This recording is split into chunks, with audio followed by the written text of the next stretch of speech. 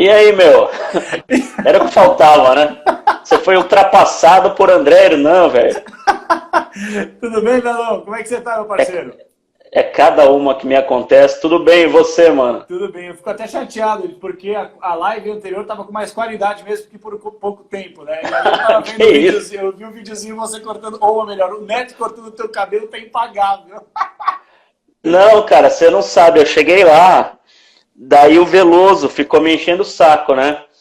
Porque eu que tô cortando meu cabelo. Porque minha mulher não tem coragem, então eu que tô cortando sozinho meu cabelo nessa pandemia, né?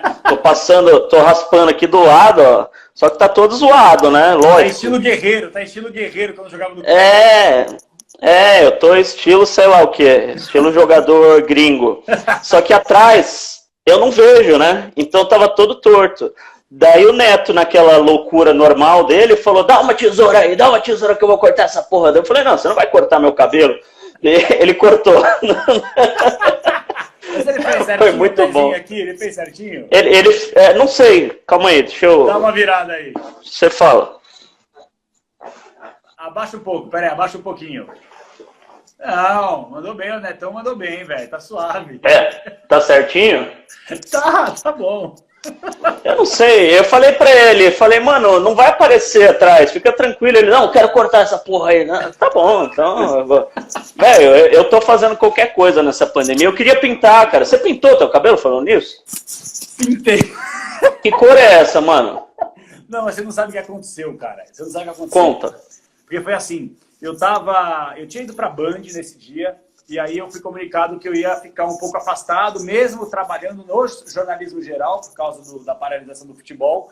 E aí eu fiz a primeira semana trabalhando, fazendo externa, aquela coisa toda e tal, redação. E aí nesse mesmo dia eu falei, cara, eu vou ficar quanto tempo parado agora? Parado entre aspas, depois a gente vai atrás de outras coisas, né, Belão? E aí eu tava voltando pra casa, liguei pra minha mãe, né, pro meu pai, falei, vocês estão precisando de alguma coisa aí? E meu pai tava precisando de remédio, tava faltando. E aí eu passei na farmácia e minha mãe falou assim, aproveita e pega pra mim uma coloração, tipo 1, sei lá o que, não entendo nada disso. Aí o cara tava me ajudando lá da farmácia, que, pô, já virou amigo, já tanto que eu vou lá. E aí ele falou assim pra mim, pô, por que você não passa o nome do teu cabelo também, velho? Aí eu falei, quer saber? Não é uma ideia não, cara. Eu peguei e comprei uma tonalidade mais clara, que quando eu era moleque, meu cabelo era muito clarinho. E aí eu fui ficando mais velho, fui perdendo o cabelo e foi escurecendo. E aí eu acabei passando, só que o cara me falou que 10 lavagens saía. Aí eu falei, eu vou ficar em casa, tipo, acho que umas 2 semanas, sai. Até agora isso aqui. Mas que cor que é essa aí? Tem alguma... Mano, não sei. Tonalidade? Não sei se tem uma especificação. Acho que, sei lá, uma tonalidade mais perto do loiro, tá ligado? Os Nelson Rubens. O Nelson Rubens estão falando aqui. Já falaram Roberto Leal. Já. Então, cara, quando eu falei pra minha mulher que eu queria cortar o cabelo, ela falou que eu primeiro tenho que... Porque o meu cabelo é muito preto, né? Eu sou, tipo, moreno preto. Ela falou que primeiro eu teria que descolorir, tipo, ele ficaria meio branco, para depois eu pintar. Eu não poderia pintar de loiro direto, assim, entendeu? E daí quando ela falou que eu teria que descolorir para depois pintar, aí me deu um cagaço, velho. Que eu falei, imagina se eu fico tipo Emerson Leão, assim, o cabelo branco, velho. O Leão em 2002, tava caju o negócio. Ou aquela atriz lá, como é que chama aquela atriz que pintou o cabelo totalmente de branco? Eva Vilma, sei lá. E eu ia ficar muito esquisito, velho. Tá certo que repórter de rádio não precisa se preocupar com isso, né? Mas já falaram pra mim assim, pô, mas você vai pro Neto, você tem que cuidar mais do cabelo. Daí eu falei, eu vou como convidado, eu posso aparecer até de moicano, se eu quiser. Eu não trabalho lá, velho. Você não acha, porra? Eu acho, eu vou além agora, também até os repórteres de rádio vão ter que começar a se cuidar um pouquinho mais, porque agora tá tudo com o YouTubeizado pra todo lugar, né, velho? Então você tá aparecendo em todo lugar. Então, antes verdade. do meu começo lá da Band, eu ia pra rádio de final de semana, principalmente, né? Durante a semana você vai mais arrumadinho, passa chefe pra lá pra cá, né? Pra ficar o mínimo na estica. Final de semana é praticamente de pantufa, de pijama e tal. Agora tem que dar uma seguradinha, né? Não, lá na rádio a gente ainda vai de bermudão, de vez em quando, chinelão, final de semana, porque só aparece daqui pra cima, né? Não é inteiro. Agora, quando eu começar a fazer de pé o negócio, aí fudeu, né? Aí vai, a casa caiu.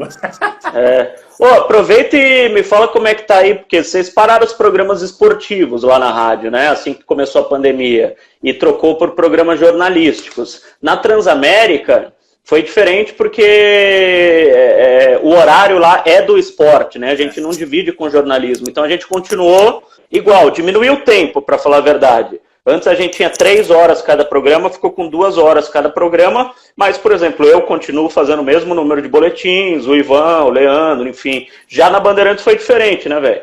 Foi, e por sinal, vocês estão transmitindo aí o Campeonato Alemão, estava até ouvindo a transmissão do Guigui hoje, né, com o Drago, com o Galvão. Eu sou muito, já te falei 1000 vezes, né, meu? Além de você ser uma baita referência, não estou aqui fazendo média com você, já te falei mesmo, porque não que você seja velho, mas assim, você é mais velho que eu, você está muito mais tempo nesse negócio, cara, e eu, como sou um ouvinte e eterno aluno, aprendiz, eu ouço Transamérica, PAN, Bandeirantes, Rádio Globo, que infelizmente, né, acabou, a gente já vai, acredito, debater sobre isso também. E, cara, lá na Bandeirantes, essa mudança ela foi radical. Foi radical porque, assim, eu particularmente fiquei assustado quando houve essa mudança. Eu acho que é uma mudança legítima, porque a gente está tratando, talvez, do pior momento dos últimos 100 anos, né? Para não falar, talvez, sabe, se a gente for puxar a história, cara, colocar na balança o número de infectados, o número de mortos, o atual momento patético que a gente vive na questão do governo também, ridículo. Mas, assim, Belão, a gente mudou tudo lá. E de pouquinho em pouquinho, né, quando iniciou a questão da quarentena, vai ter isolamento, não vai ter isolamento, vai abrir comércio, não vai abrir comércio, que foi quando deu um start na chefia da rádio e falaram, olha, o esporte paralisado é o momento da gente focar nos programas jornalísticos, né? E ainda mais contando com o retorno do Datena, né? Que é um cara que tem, você pode não gostar do Datena, você pode amar o Datena, mas uma coisa você não pode negar. Além do cara ser entendeu? Que falar sobre a comunicação dele, o estilo dele, tantos anos, uma carreira consagrada, é um cara que tem contato com todo mundo. Põe um dia o Bolsonaro, no outro põe, sabe, o Fernando Henrique Cardoso, no outro põe o Lula. O negócio é assim, então chama atenção. E aí, cara, essa situação ela começou a ser amenizada conforme o esporte foi, entre aspas, voltando em algumas regiões do mundo, né? Na Itália, de pouquinho em pouquinho, na Alemanha, nem se fala, então os jogos já estão rolando. E aqui no Brasil também, os dirigentes forçando uma situação para que, alguns, eu não posso generalizar, mas muitos forçando uma situação porque, de fato, a gente entende, a gente ama o futebol, a gente quer que volte, quer, mas os clubes também, eles são parte mais que interessados, porque senão vários clubes vão acabar quebrando durante a pandemia, né? É duro para todo mundo. Eu tô fazendo essas lives aqui e tô evitando falar de política, porque eu acho que a gente está num ponto, todo mundo já conhece meu posicionamento político através do Twitter e tal, mas se nessas lives a gente começa a falar de política, aí vira uma discussão totalmente fora da pretensão que é você fazer uma live para divertir, para entreter um pouco a galera, né? Então, claro, é legal a gente falar de jornalismo, é legal a gente falar da nossa vida, é legal a gente falar de futebol, lógico, ou no caso de Corinthians. Teve alguém que perguntou aqui se a gente já trabalhou junto. Não, nunca trabalhamos juntos. Deixa eu ver quem mais. Eu não consigo ler todas as mensagens, cara. Tô começando agora a carreira, repórter, sou fã de vocês dois. Conta um pouco do começo da carreira. Bruno Crespo 10. Fala aí, como é que você começou, Capê? Ô Belão, Bruno, primeiro abraço pro Bruno aí. Cara, eu vou resumir porque é uma história, se deixar eu vou ficar a live inteira falando.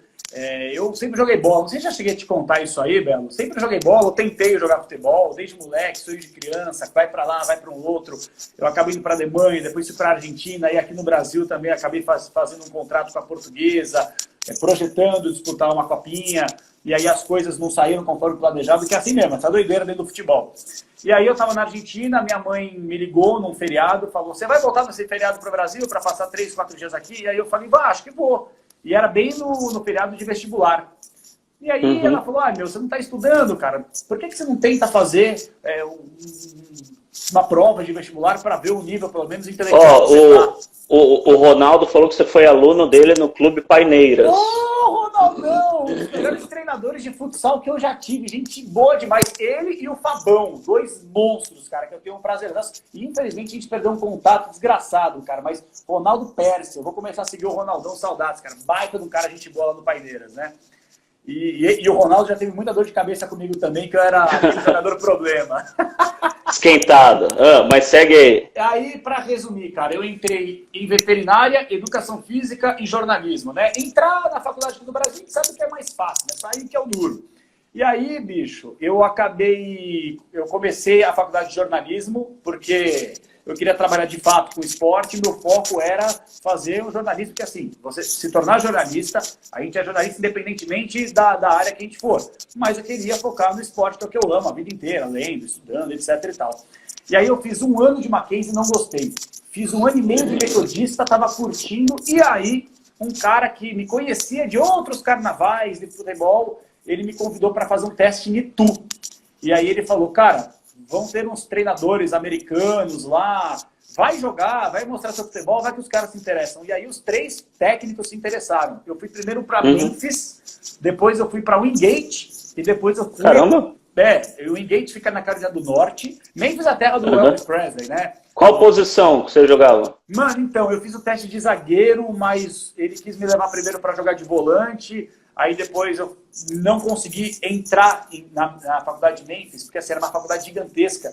E eu não sabia inglês. E eu tive que fazer o TOEFL para ir para os Estados Unidos. Eu não sabia nada, cara. Eu tinha que tirar 90 de 120. Meu Deus, um cara que não sabia... E eu vou contar essa história depois. Mas só para resumir, que é uma história muito longa.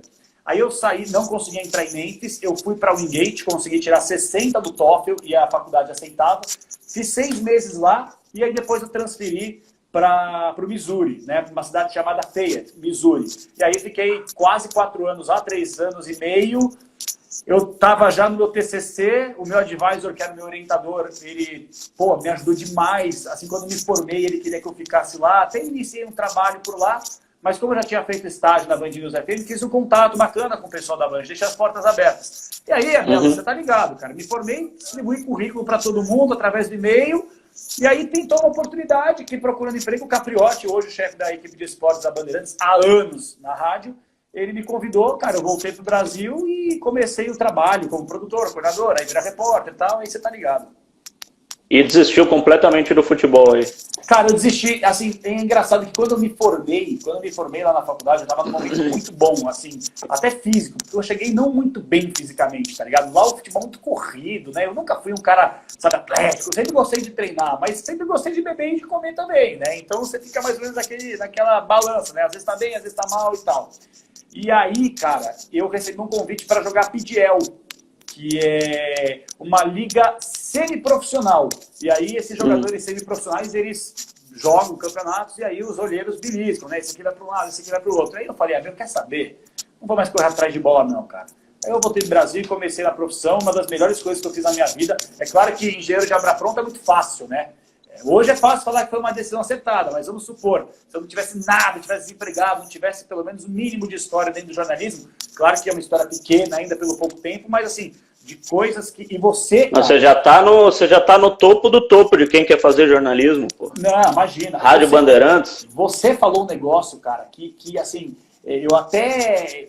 citei isso numa conversa com os amigos, eu falei, pô, o Belo falou uma coisa e eu concordo 100%. Por mais que você tenha mais tempo que eu dentro da profissão, você falou que se a sua carreira tivesse encerrado depois da Copa da Rússia de 2018, não foi isso? Você já estava mais que satisfeito. Cara, foi o meu primeiro Mundial e eu já tô, assim, claro que a gente sempre quer mais, é óbvio, do ser humano o sentimento, mas eu falei, cara, ter realizado isso, ter feito uma final de Copa do Mundo, transmitido pela Rádio Bandeirantes, se fosse da Transamérica, da Jovem Pan, era um sonho de moleque e em pouco tempo de profissão realizado. Vou falar o quê? Eu falei isso sobre 2012, na verdade. Porque para mim foi um ano assim maravilhoso, porque eu e o Zupac, nós fomos os 2 únicos repórteres que acompanhamos o Corinthians nos 14 jogos da Libertadores e no Mundial de Clubes. Porque até o Ortega, que estava acompanhando o Corinthians pela Rádio Estadão e ESPN na época, teve 1 ou 2 jogos que ele não foi. O Vessone teve 1 ou 2 jogos que ele não foi, assim, eles foram na maioria, lógico. Claro. Mas eu e o Zupac, a gente fez o pacote completo. Então, eu falei, se a minha carreira tivesse acabado ali no Japão, depois do dia 16 de dezembro de 2012, eu já estava feliz, porque foi um ano assim que eu, cara, acompanhei um time que ganhou pela primeira vez a Libertadores na história, o Mundial, e, cara, eu estava feliz, já não precisava mais fazer nada. E depois daquilo... Foi sacanagem, né, cara? Aquele Mundial que foi invadido foi absurdo, né? Nunca mais vai acontecer algo igual. Nem se o Corinthians for de novo vai acontecer algo igual, porque já não vai ser a primeira vez. Enfim, é um negócio único. Mas Copa também, já que você falou da Copa da Rússia, Copa é um negócio especial, né? E você é um cara diferente, um cara diferenciado, para não falar outra coisa.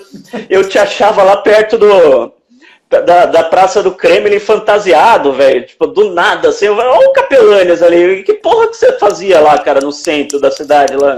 Você se fantasiava, velho? Como assim me fantasiava? Sei lá, eu via você de cocar, do nada, eu cruzava com... É que eu nem ia chamar você, velho, porque eu não vou atrapalhar o cara, sei lá se o cara tá fazendo alguma coisa aí, mas direto, porque os caras me mandavam pra lá pra fazer entrevista com o tal do Fala Povo, né? É. E do nada eu olhava pro lado, tava o Capelães de cocar, verde e amarelo... Meu, direto, então, aí foi bem que você lembrou que assim, teve tanta coisa nessa Copa que eu até tava esquecendo, mas de fato, a gente tinha um programa lá chamado Resenha Futebol e Humor na rádio, né? E aí nesse programa, cara, foi quando a gente iniciou aquela situação de você ligar o Skype, de você, né, começar a conectar o YouTube, fazer aquela coisa de tecnologia alta. E a gente foi meio que, assim, sem estar preparado, ainda porque era uma coisa muito embrionária na Rádio Bandeirantes, né? Agora já tá mais normal, etc e tal. Mas... eu ligava o Skype e aí nesse programa de humor eu justamente ficava no meio do povo, aí, meu, os caras estavam lá e eu não tinha fantasia, mas eu pegava um chapéu de um cara, colocava uma bandeira do outro, tal, então eu entrava na brincadeira, na sacanagem para entrevistar a rapaziada. Então, nesses programas específicos, ou nesse programa específico de brincadeira, que eu entrava desse jeito. Pô, e eu cruzava, você falava, olha o Capelânias ali, eu achava muito engraçado, velho. Mas Copa é muito legal, porque Copa é uma experiência, né, cara? Não é só a parte que a gente tá no ar. A parte que a gente tá no ar é isso aqui da experiência da Copa, né? Agora o que a gente conhece, sei lá, o que a gente evolui como pessoa, como profissional. Acho que a Copa é algo que... cultura, exatamente. Cara, assim, a gente tá numa cultura completamente oposta da nossa, com pessoas que a gente quando ouve, assim, pelo menos eu não sei se foi a primeira vez que você pisou na Rússia, né? Foi minha primeira vez lá. Foi. E quando eu contava para, sei lá, para amigos, para familiares, para os ouvintes, o pessoal tinha, não vou generalizar, né? Não dá para generalizar, mas muita gente me falava assim, cuidado, o russo é bravo, o russo é não sei o quê, o russo não gosta de gringo. Aí eu já fui meio com, né, com o escudinho, o pé atrás, falei, rapaziada, será que é assim mesmo e tal? E aí, cara, cheguei lá, fui muito bem tratado por todos, cara, impressionante. Às vezes você pega um cara ou outro, né, que tá num dia não muito bacana, assim como pode acontecer com qualquer pessoa, mas assim, no geral, fiquei bem surpreso com a questão da receptividade do povo russo, cara. É verdade, não, eu pessoalmente eu fiz muita amizade com o pessoal com quem eu falava mais, né, que era o pessoal do hotel, o pessoal que ajudava a gente nas viagens, enfim... cara, dá até saudade, assim, de falar com os caras. Eu saía, o pessoal dava risada, que eu saía com uma folha sulfite, com as expressões em russo que eu ia aprendendo. Tipo, Dobredien, Dobre Ultra, eu nem lembro mais, Spokojnen Ultra, que acho que é boa noite, você vai esquecendo as coisas, né? Mas enfim. Eu tenho até hoje anotado isso no bloco de notas do celular, um monte de coisa, até hoje. E eu ia aprendendo e anotando, e eu perguntava, não tinha vergonha, mas como é que fala, tal. Então eu chegava e falava, tentava falar, até porque eu gosto disso, né? De estar no lugar e falar a língua dos caras. Até quando eu vou trabalhar na Libertadores, tem repórter brasileiro que eu conheço que chega, tipo, no Paraguai e fica falando português, que chega no Chile e fica falando português. Eu acho que você tem que, pelo menos, tentar falar a língua dos caras, assim como aqui na Copa do Brasil eu achava legal, quando o gringo vinha puxar papo, não precisava falar português, mas arranhando, né, obrigado, pelo menos você vê que o cara tá se esforçando, né, para falar na tua língua. Eu acho bacana isso. E ainda no futebol, Belo, a gente, né, tem muita gente que critica treinador que chega aqui no Brasil e tem uma dificuldade para começar, sei lá, para iniciar a fala em português. A gente vê o Sampaoli, que ficou tipo um ano aqui no Santos e nem sequer tentou, né? Claro que uma coisa é você fazer esse tipo de crítica, outra coisa é analisar o trabalho dentro de campo, que de fato, né, linguagem do futebol universal, tanto que o Santos dele jogou muita bola. Mas a gente gosta desse tipo de coisa, porque acho que o brasileiro tem dessas, né? O brasileiro quer provar, né, aqui no nosso continente, cara, o único país que fala português. Então, quando a gente vai para os outros lugares, a gente tem que se virar mesmo, não tem jeito. Concordo. E tem jogador, por exemplo, Guerreiro, fala português quase perfeito, né? Sei lá, o D'Alessandro, da entrevista em português perfeito, o Rincon, tem uns exemplos de jogadores que vieram aqui e realmente aprenderam. Cantilho que está tentando, você percebe, Balbuena, então nem se fala. É verdade, é verdade. Agora tem jogador brasileiro que vai lá para fora que não fala o idioma da onde ele vai e esquece o português. Você já entrevistou algum desses? Olha, é sério? Eu vou falar a verdade. Eu não cheguei a entrevistar um cara que esqueceu os 2 idiomas, né? De onde ele está e de onde ele veio. Mas o Neto, goleiro que passou pela Fiorentina, Atlético Paranaense, até foi convocado para a seleção brasileira. Quando eu fui entrevistá-lo, sei lá, acho que foi no final do ano passado, ou no começo desse ano, se eu não estou equivocado, ele tava com muito sotaque e esquecendo algumas palavras, sabe? Eu falei, mas ele ficou muito tempo fora, como é que pode, né? Ele, não sei, tá. Não, eu já entrevistei uns jogadores assim, tipo, o cara tá na Itália, daí o cara vai falar com você, ele, como você fala? Você fala, vai tomar no cu, velho, esqueceu, não esqueceu nada, o cara quer dar uma de, porra, eu sou foda, tá? Mas tem o oposto também, tem jogador que a gente entrevista. Eu sempre falo do caso do Mendonça, que jogou no Corinthians. Tem jogador que a gente não entende porra nenhuma. Teve uma vez, o Mendonça, ele foi apresentado no Corinthians, nos Estados Unidos, numa Florida Cup. Eu não lembro que ano que foi. E daí ninguém tinha falado com ele, ninguém tinha entrevistado ele, só o Ortega, que sempre cobre e tal, mas o pessoal de rádio não tinha falado com ele. Daí eu peguei ele no aeroporto, todo animadão, falei, vou falar com o Mendonça, primeira vez e tal. Daí e aí Mendonça, agora como jogador do Corinthians, fez a estreia, não sei o que. Velho, eu te falo, ele falou uns 5 minutos, eu não entendi nada do que ele falou, mas nada. Velho, daí muitas graças. Cara, eu não tinha entendido nada. Se ele tivesse falado, sei lá, sobre política internacional, eu não fazia ideia, velho. E na rádio não dá pra usar, lógico, né? Porque se eu não entendo, o ouvinte, então, não vai entender nada, né? Lógico. Tem cada história, velho. O Klywin tá falando se foi mais difícil se comunicar no Japão ou na Rússia. Boa. Cara, no Japão é praticamente impossível, porque o russo fala inglês mal. Tá? Mas o japonês, é mais fácil você entender ele falando em japonês do que em inglês. Cara, o japonês falando inglês é um sotaque absurdamente ruim pra gente, pelo menos, entender. Por exemplo, eu fui pro Japão 2 vezes, né? Eu fui na Copa de 2002 e fui no Mundial de 2012. O japonês falando I love you, que é eu te amo, né? O sul-africano, por exemplo, ele tem um sotaque meio indiano. Eu trabalhei em 2010 na Copa da África. É muito fácil você entender o sul-africano, porque ele fala meio que assim, you are so beautiful, é um negócio meio indiano, assim, então é mais fácil de entender. Agora o japonês, para falar I love you, ele fala I love you. Cara, eu juro que é assim, I love you. Eles não falam consoante. É impossível você entender o japonês. Nossa. Então, teve uma vez, velho, lembrei agora, não é o assunto, mas enfim, tô aproveitando aqui. Também a gente não tem assunto, né? Pra gente bater papo aqui. Eu tava lá no Japão em 2012 e eu tava fazendo a barba e me cortei, fiz um puta corte aqui, começou a sangrar pra cacete e tal. Daí eu bati no quarto do Bambambam, do Márcio. Ô, Márcio, tem um band-aid e tal? Não tenho. Daí bati no quarto do Éder e do Henrique, que eles estavam dividindo um quarto.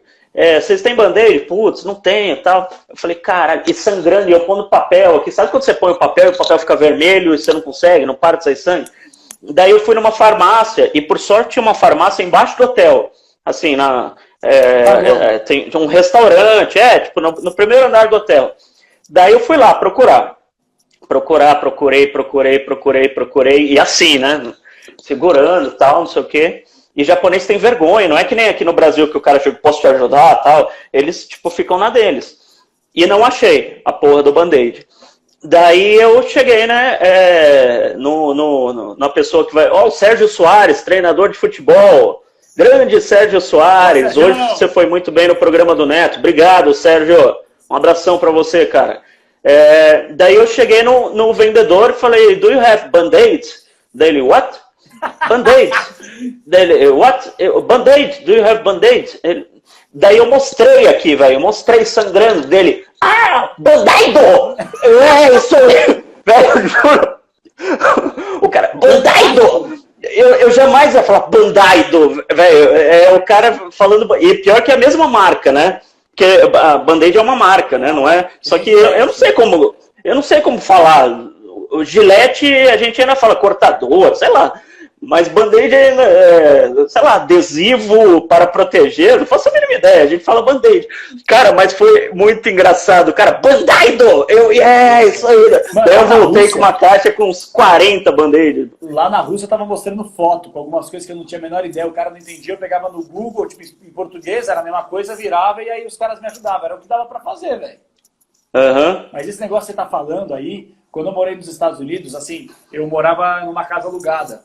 E aí morava eu, um mexicano, aí depois do lado um peruano, aí vizinho já de porta, né? Você olhava aqui o Brandon, o Ricardo, tudo Trinidad e Tobago, haitiano. Aí embaixo tinha o Murum, Arthur Murum, camisa 10 da seleção de Mongólia hoje. Caramba! Eu adorava o Murum, puta, parceiraço, velho. A gente, pô, ia pra cafeteria junto, saía junto, moleque, gente boa demais.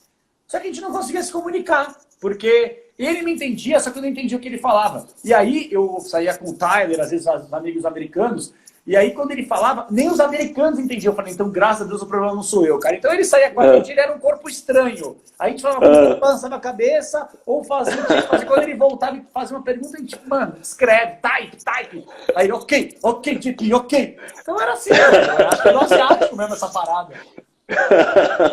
Cara, eu lembrei agora na Rússia, foi na Rússia?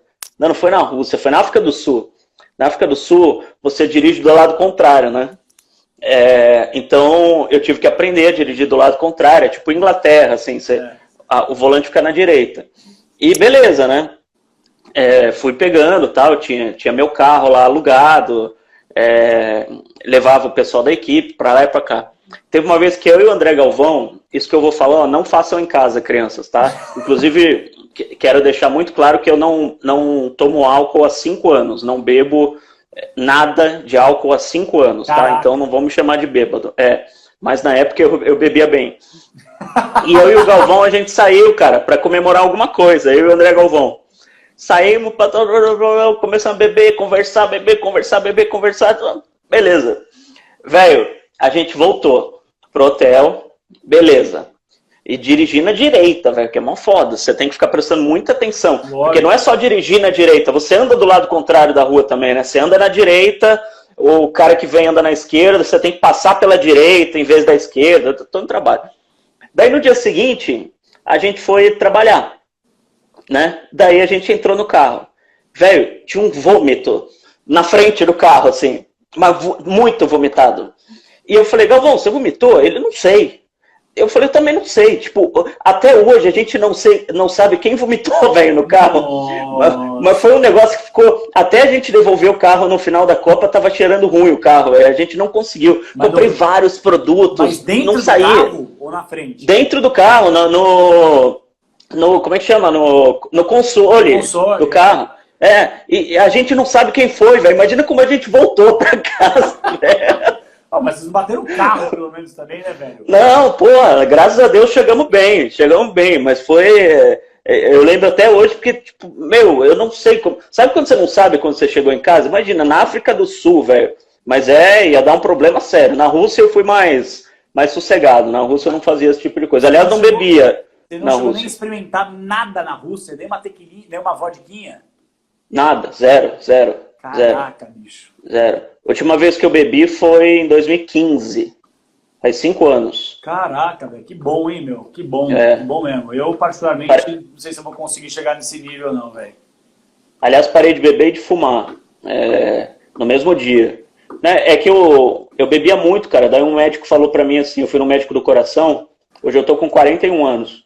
Aliás, estava contando essa história pro pessoal cinegrafistas da Band lá hoje. Tô com 41. Eu fui no médico, eu tinha 33, 34, por aí. E o médico mediu meu coração, falou que eu tinha pressão alta. Caralho. E que eu tava com traços de obesidade e tal, eu era bem mais cheião. E ele falou assim, cara, se você continuar bebendo e fumando do jeito que você bebe, fuma, beleza, não vai acontecer nada com você nos próximos 10 anos. Você vai ficar de boa. Agora, daqui 10 anos, amigo, você vai estar tão fodido que você vai parecer que você tem 70 anos de idade. Daí eu fiquei preocupado, porque eu tinha 30 e poucos, eu pensei, imagina, com 40 e poucos anos, eu parecia que eu tenho 70 anos, porque eu ia estar estragado, assim. Então, aquilo ficou na minha cabeça, eu ainda demorei uns 2 anos para parar. Porque eu parei com 35. Eu tinha uns 33, eu ainda parei demorei uns 2 anos pensando, mas aquilo não saiu da minha cabeça. Até que uma hora eu falei, vou parar, foda-se, vou parar. Daí parei, cara, do nada, assim, de um dia pro outro, parei. Parei e nunca mais voltei. É muito difícil isso, velho. Bom, você tem ideia, né? Mas eu tenho vários amigos que fumam pra cacete. E os caras assim, não vou parar de fumar. Aí coloca adesivo aqui, adesivo ali, vai pro médico, toma remédio, mano, os caras voltam a fumar, bicho. Mas sabe o que é? A gente, por natureza, é ansioso, né? O ser humano, por natureza, é ansioso. Então, cada pessoa, ela desconta a ansiedade em alguma coisa. Tem gente que desconta na bebida, e geralmente quem para de beber, começa a fumar demais. E quem para de beber e de fumar, começa a comer demais. E a pessoa fica obesa. Quantas pessoas já ouviu falar, pô, parei de fumar e engordei? Porque você acaba descontando as suas... E eu sou uma pessoa muito ansiosa. Eu também. Então, o que eu fiz? Eu comecei a fazer esporte, velho. Porque eu falei, eu vou ter que descontar essa ansiedade em alguma coisa. E vai ser uma coisa ruim ou uma coisa boa, sabe? Claro. E daí eu comecei a fazer esporte. Comecei a, correr, fazer musculação, que é um negócio que eu nunca tinha feito na vida. Na vida, eu passava longe de academia. Então, eu dei muita sorte que, tipo, eu pus na cabeça, assim, e consegui, cara. Não sei como. As pessoas falam, como é que você conseguiu? Não sei, mas consegui. E hoje, tipo, já não... Pra mim já é uma coisa normal. Não preciso ficar pensando nisso, sabe? Não é uma coisa que eu, não vou beber, já é algo normal. Cara, Não, diga. Fala aí. Não, já falaram que você dormiu no meio de uma live, é verdade? Cara, é verdade. Eu tô acostumado. O Clivin. Ô, Clivin, os caras não esquecem, pior que os caras já tiraram um print. Você sabe que eu tô acostumado agora a fazer live de madrugada. Eu curto demais porque o Twitter tá dando aquela opção de você colocar a rapaziada pra conversar. E assim, velho, eu entendo que dentro da profissão, tipo assim, nós temos um público-alvo, né? Seja qual for a editoria, você tem um público-alvo, né? Na política, aquele público. No esporte, aquele público. Na economia, aquele público. E assim... Eu achei demais, cara. Eu sempre tive a vontade, às vezes é impossível você conseguir responder todo mundo que te manda mensagem, no inbox do Insta, do Twitter, no Facebook, no WhatsApp e tal. É uma loucura. E aí, quando o Twitter abriu essa opção, eu comecei a fazer umas lives na madrugada, porque assim, tem menos gente, né, consequentemente, então você consegue colocar todo mundo para participar, todo mundo para dar uma opinião, todo mundo para debater, todo mundo para dar risada, para contar história. E aí, velho, eu comecei uma live no meu sofá, tipo, sei lá, acho que era... 1h da manhã, uma coisa assim, não tô lembrado. Mas como é que as pessoas participam? É escrevendo? Como é que é? Não.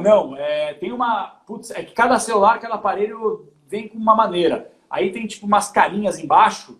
Aí eu acho que é assim. O cara clica na carinha e manda a solicitação. Que nem é tipo aqui no Insta. Aí aparece o cara e só a foto de perfil do cara. Então fica um quadradinho assim no canto da tela e o cara debatendo com você. Então, mano, você pode colocar três pessoas ao mesmo tempo. Aí eu fui colocando, foi a primeira vez, a galera foi entrando.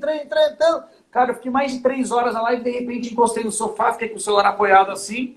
Aí, quase 4 da manhã, eu comecei a dar um soninho assim, falei, deixa eu dar uma encostada. Cara, eu capotei e a live foi parar quando acabou a bateria do meu celular.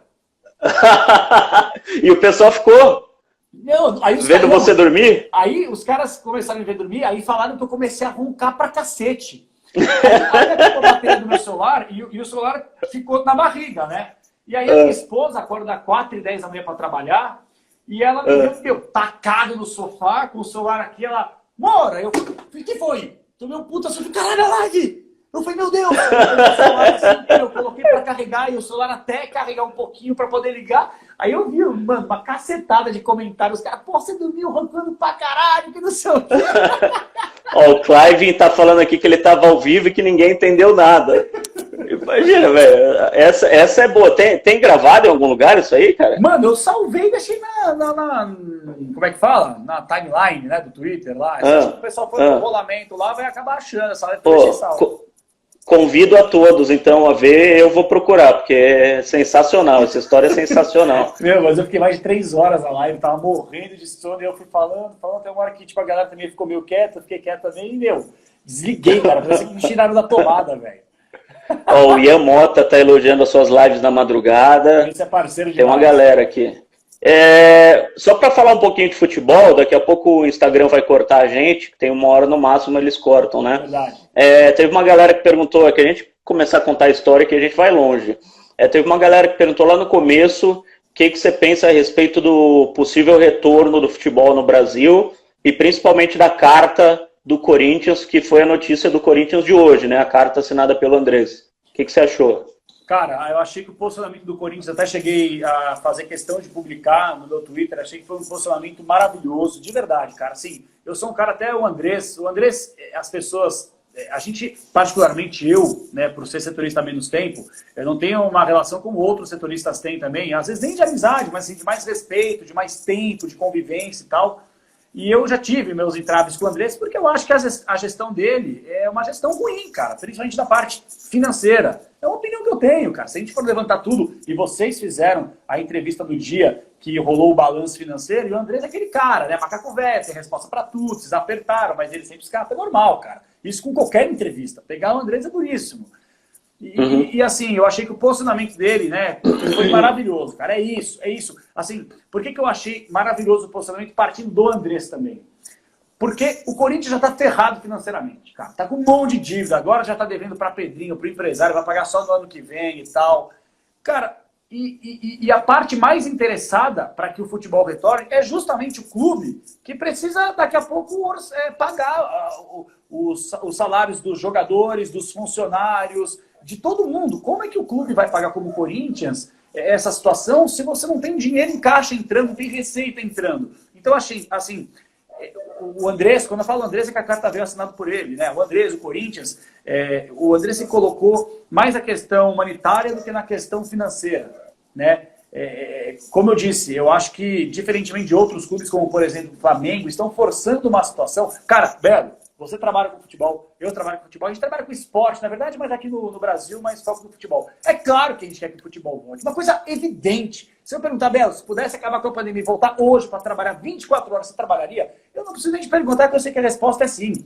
A gente quer que volte, mas assim, quais são as condições de segurança? E eu não falo nem só segurança para o jogador, cara, é para todo mundo. É para todo mundo. Eu conversei com alguns jogadores recentes, ainda mais aqui em live, que tem jogador que fala que a filhinha nasceu prematura e é grupo de risco. E aí, se ele se contagiar e voltar para casa no mesmo dia, ele corre o risco de, né, entre essas, matar a filha dele.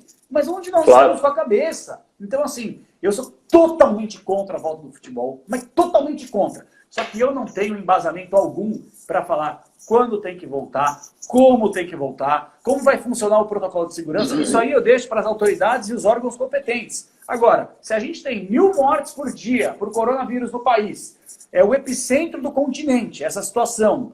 Como é que a gente pode imaginar que as atividades do futebol que a gente está focando podem voltar à normalidade, como se fosse um número?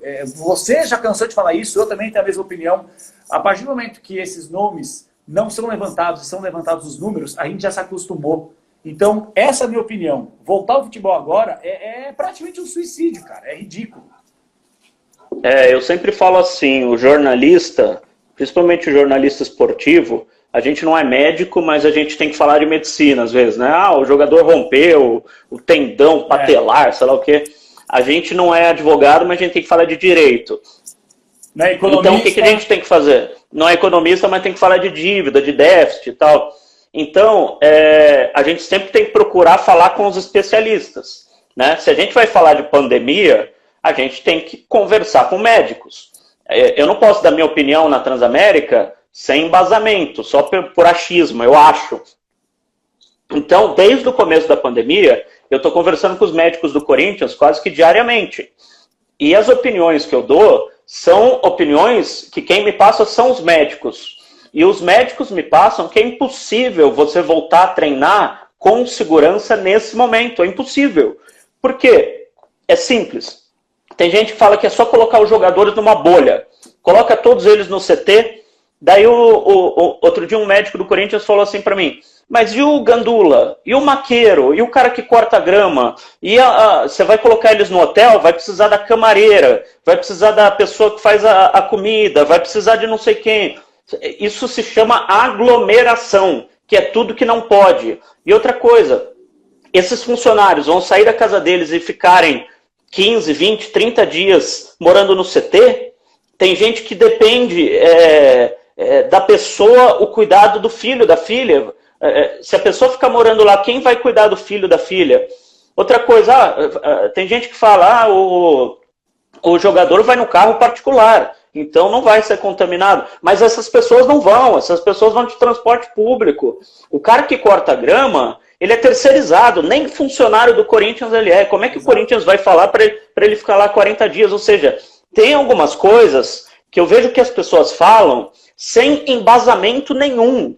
E a função do jornalista é justamente procurar os especialistas para a gente ter algum embasamento para a gente dar a nossa opinião. Né? É muito fácil você falar, pô, é fácil o jogador treinar, vai lá e fica lá no CT, faz o teste e não vai se contaminar. Cara, não é assim, não é assim.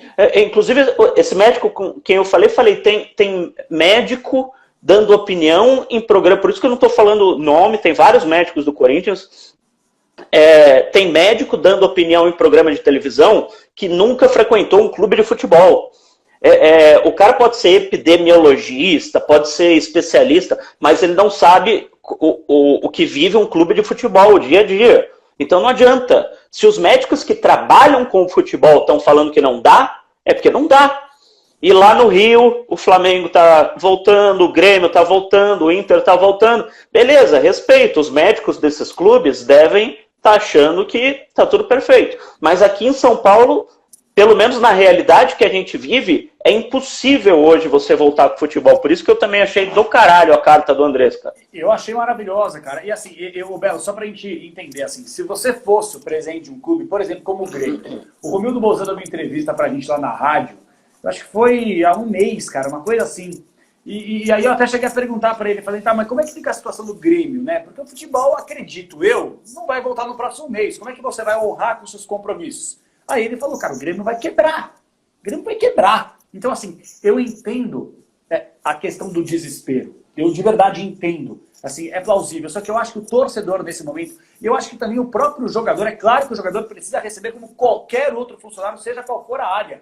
Só que é um momento agora, cara, que se a gente não se abraçar, não entender o que a gente está vivendo, cara, a gente só vai demonstrar que a gente não vai aprender nada com isso. Essas mortes, elas já são em vão de qualquer maneira, porque tem família chorando, tem mãe chorando, tem pai chorando, tem filho chorando, tem todo mundo chorando.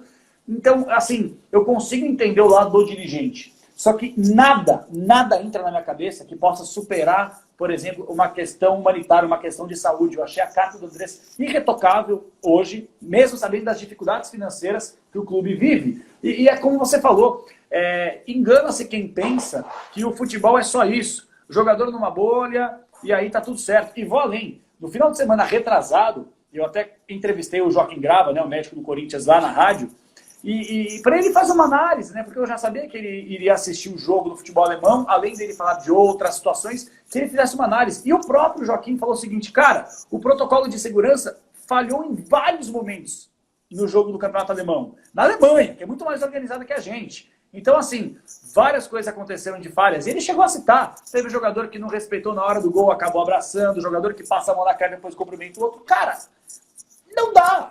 Não tem como, entendeu? É difícil. Essa situação que a Conmebol colocou, né? Que o jogador não vai poder cuspir no gramado. Às vezes é uma situação involuntária. E eu conversei com um jogador do Corinthians há cerca de 3 semanas, quando saiu essa notícia. E a ESPN fez uma matéria muito legal no seu site, eu acabei lendo inteira. E até passei para esse jogador e falei, cara, como é que é essa situação? Aí ele brincou assim comigo. Pô, tem jogador que cospe mais durante o jogo do que toca na bola. Como é que vai fazer, né? Então a gente deu risada e tal. E essa situação. Então, assim, Belão, em suma, cara, eu acho que eu gostaria muito que já hoje o futebol retornasse, mas se não tiver um protocolo de segurança, porque eu acho que assim, a economia preocupa, só que não há economia se não há saúde, entendeu? Se você não está com saúde para poder colocar em prática aquilo que você pode fazer com seus esforços físicos, você não vai conseguir, consequentemente, render na questão econômica, em vários outros setores aqui do nosso país, cara, e do mundo, né? O Alberto Fernandes, que é o presidente da Argentina, ele deu uma coletiva que é interessantíssima, que até um monte de gente rodou no Twitter, que ele fala, pô, tem gente reclamando da quarentena, velho, pior é você ficar numa UTI, reclamar que você está em casa, pior é você ficar na UTI. Eu acho que essa questão do futebol, mais do que clubes da Série A, da Série B, que você falou, claro, o Grêmio, Corinthians, São Paulo, que podem quebrar, eu acho que a gente tem que pensar nos jogadores da série C e D, Total, que é o cara que ganha R$500, R$1.000. Esses caras estão desesperados para voltar a jogar futebol. Só que aí a gente cai para uma questão social, uma questão do Brasil, sem falar em política, tá? Mas uma questão social. Quando eu comecei a falar no Twitter no começo da pandemia, fica em casa, fica em casa, fica em casa, teve uma galera que ficou puta comigo, porque falou, você tá falando isso porque tá com a geladeira cheia, se você estivesse passando fome, você ia pra rua. Daí eu fiquei pensando, falando, será que eu tô sendo egoísta? Será que eu tô só pensando em mim?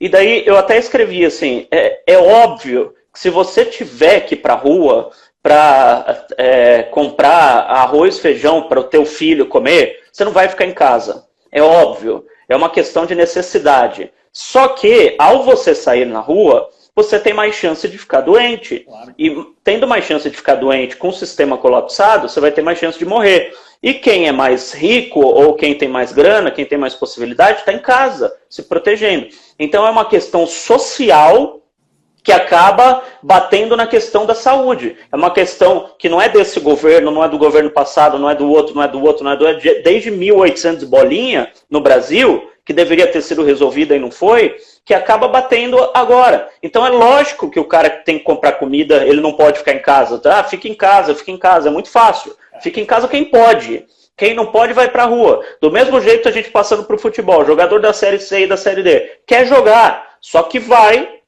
poder pegar a doença, porra. Quer jogar, precisa jogar para ganhar o salário, só que não dá para falar que é seguro, não é seguro voltar a jogar. Essa é a questão, né, que a gente está falando. Se você tem que jogar, se você tem que voltar a exercer a sua profissão, beleza. Só que não dá para falar que é perfeitamente seguro. Não. Quem fala que é perfeitamente seguro tá mentindo, velho. Nem no campeonato alemão é perfeitamente seguro. Claro que não. Ô Belo, até para, assim, de minha parte, eu não gosto de ficar falando dos projetos sociais que eu acabo fazendo, acabo ajudando, curto, porque eu acho que isso aí é de cada um, entendeu? Mas teve um último projeto que eu até pedi ajuda da rapaziada, e a rapaziada foi maravilhosa, cara, ajudaram demais, com tudo, cara, até com grana, com comida e tal. Passei na casa de vários ouvintes que mandaram mensagem no inbox, olha, eu moro em tal lugar, tem aqui coisa, fui buscar.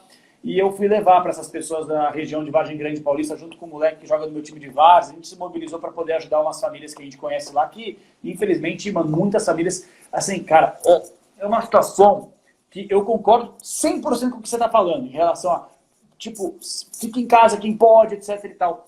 Mas quando a gente vê uma realidade que nem eu acabei vendo, tipo assim, só para você ter uma noção, a moça que trabalha em casa, a mãe, ela é diarista, então ela não é registrada. Porque eu acho que você pode registrar, você tem que registrar a partir de 3 vezes a semana que trabalha na casa das patroas, dos patrões. E ela trabalha, acho que no máximo 2 vezes, então ela não é registrada. Segundo ela, os 2 patrões que ela tem, por ela não ser registrada, não estavam pagando. É questão de direito. Eles têm o direito de não pagar, só que assim, eu passo por essa mesma situação e eu particularmente, cara, acerto redondinho com a moça que trabalha aqui, porque... Bicho, tá difícil pra mim? Tá, mas imagina pro outro como é que tá. É como eu falei, se a gente eu tô pagando também, porque eu acho que é sacanagem parar de pagar, cara. Então, eu tô pagando. É uma merda você pensar assim, né? Puta, não tá trabalhando aqui, não vou ter que pagar. Tá... Mas caralho, tipo, não tá trabalhando porque não quer, tá trabalhando porque não dá, entendeu? Ainda mais pra nossa segurança e pra segurança dela. Sim. Enfim. Sim. E o pai, né? O marido dessa esposa, tem 2 filhos pequenos, e ele é vendedor ambulante. Ele fica lá na Marginal vendendo coisa e tal, lá, fica tipo, perto da Raposo Tavares vendendo coisas e tal. E com essa situação, ele tá indo pra rua, e aí teve uma batida, né, segundo o que eles falam, né, batida, de pegar coisa dele, e ele ficou sem mercadoria. E ele falou assim, cara, eu não tenho nem o que conseguir, assim, tô sem grana. Levaram minha mercadoria embora. Beleza, por mais que não fosse legal, mas acho que nesse momento, cara, tipo assim, não é legal, ok, mas, meu Deus do céu, cara, como é que você pode...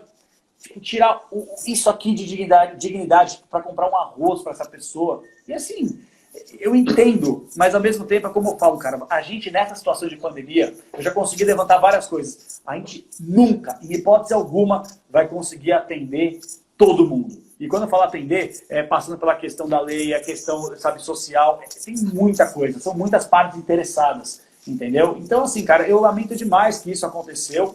E se a gente pode fazer agora o mínimo é tentar se ajudar. Só que, infelizmente, cara, a gente percebe que tem muita gente egoísta, seja da política, seja cidadão normal, entendeu? Então, vamos ver até onde vai essa situação, né, Belão? Vai fazer o quê, velho? E na questão do jornalismo, a gente começou falando sobre isso, né? Só finalizando, pra gente, como jornalista esportivo, é péssimo não estar tendo futebol. Inclusive, a gente corre o risco de perder o emprego.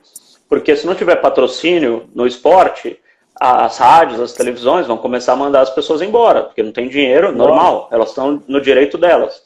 Só que isso não faz a gente mudar a nossa opinião, mudar a nossa convicção, que não pode voltar ao futebol agora. Não é porque a gente pode perder o emprego que eu vou falar tem que voltar de qualquer jeito e tal. Uma coisa é você, lógico que eu tenho que pagar as contas da minha casa, tenho que pagar a escola da minha filha, mas você tem que ter caráter, velho. E o caráter é uma coisa que não se compra. E eu acho que você concorda comigo, nós dois concordamos com isso, e eu acho que a gente não pode mudar a nossa opinião por causa de uma coisa tão pequena, e essa pandemia mostrou isso, cara. Tem coisas mais importantes do que o emprego, do que o dinheiro, do que a casa que a gente mora, do que a luz, do que a escola particular. Cara, o importante tá todo mundo com saúde, tá todo mundo podendo comer, tá todo mundo podendo fazer as coisas básicas da vida. Acho que essa pandemia, ela fez a gente olhar as coisas que são realmente importantes. O resto, velho, o resto a gente se vira depois. Olhar as coisas que são menos importantes, as coisas que são mais importantes, e olhar aquelas pessoas que a gente gostaria e que a gente vai querer conviver futuramente quando tudo isso acabar, porque uma hora vai acabar. E a gente vai conseguir colocar na linha, né? Quem que você pode contar e com quem você não pode contar, né? É verdade. Capê, estamos chegando no final, 6h56. Como eu comecei às 6h01, eles devem cortar daqui a pouco. Então eu vou me despedindo de você. Foi muito legal esse papo. Quero participar das suas lives da madrugada. Aí não durma mais, por favor. E quero convidar a galera, então, o pessoal que está no meu Instagram, a seguir as lives do Capelanes. Falar que eu vou fazer outras lives aqui com outros colegas também. O André Hernan tá louco para eu fazer com ele, tá até invadindo as lives alheias até aí. Puxei o tapete do Hernan aqui na live. E obrigado mesmo, obrigado, porque assim que eu te chamei, você já falou, bora lá, vamos lá. Quero agradecer demais pelo teu tempo aí, acho que o papo foi muito legal, a galera aproveitou, meu. Ah, sem dúvida, Belão, como eu te falei, cara, de verdade, eu tenho você como referência, assim, quando eu entrei como repórter setorista do Corinthians lá na rádio, cara, assim, você tem que se espelhar nas pessoas que lá estão, com a experiência, e assim, você não tenha dúvida que é uma das pessoas que eu consigo mirar e me basear no trabalho, e quando você me chamou, eu fiquei feliz pra cacete, cara, foi um baita papo, passou voando, cara, 1 hora já de live. E aí, quando você for fazer outras, quiser contar comigo aí futuramente, a gente marca no Twitter, no Instagram. E quando acabar essa situação, vamos ver se a gente consegue também um dia participar de um programa junto aí pra gente debater mais de futebol. Ótimo, só cuidado com essa inspiração aí para não fazer coisa errada. Se ficar mirando muito em mim, daqui a pouco você tá fudido. Obrigado, viu? Sacanagem. Um abraço, parabéns pelo cabelo e valeu pelo papo aí. Tchau. Tchau, falou, Belão. Tchau, pessoal.